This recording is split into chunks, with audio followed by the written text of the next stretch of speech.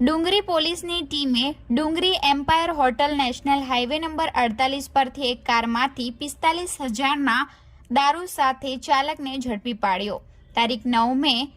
ગુરુવારના રોજ મળસ્કે 4:30 કલાકે નોંધાયેલી ફરિયાદની મળતી માહિતી મુજબ ડુંગરી પોલીસની ટીમ પેટ્રોલિંગમાં હતી, જે દરમિયાન તેઓને બાતમી મળેલ કે એક કાર નંબર GJ05JE 3115માં એક ઈસમ ભીવંડી મહારાષ્ટ્રથી દારૂ ભરી સુરત તરફ જવાનો હોય, જે બાતમીના આધારે ડુંગરી પોલીસની ટીમે Dungri Empire hotel national highway number 48 મુંબઈથી સુરત જતા ટ્રેક ઉપર બાતમીવાળી કારની વોચ ગોઠવી હતી, જે દરમિયાન બાતમીવાળી કાર આવતા ડુંગરી પોલીસની ટીમે કાર ચાલકને કાર સાઈડે ઊભી રાખવા માટે ઈશારો કર્યો હતો।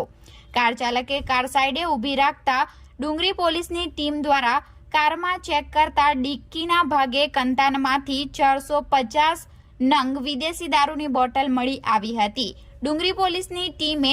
450 નંગ વિદેશી દારૂની બોટલ જેની કિંમત 45,000, કારની કિંમત 3 લાખ, એક મોબાઈલ ફોન જેની કિંમત 5,000 મળી કુલ 3,50,000નો મુદ્દામાલ કબજે લઈ ચાલક અમિત ભૂપતભાઈ મકવાણાને ઝડપી માલ મંગાવનાર તેમજ ભરાવનાર અલ્પેશ આહિરને વોન્ટેડ જાહેર કરી ડુંગરી પોલીસ મથકે પ્રોહિબિશન અંગે ફરિયાદ દાખલ કરી છે।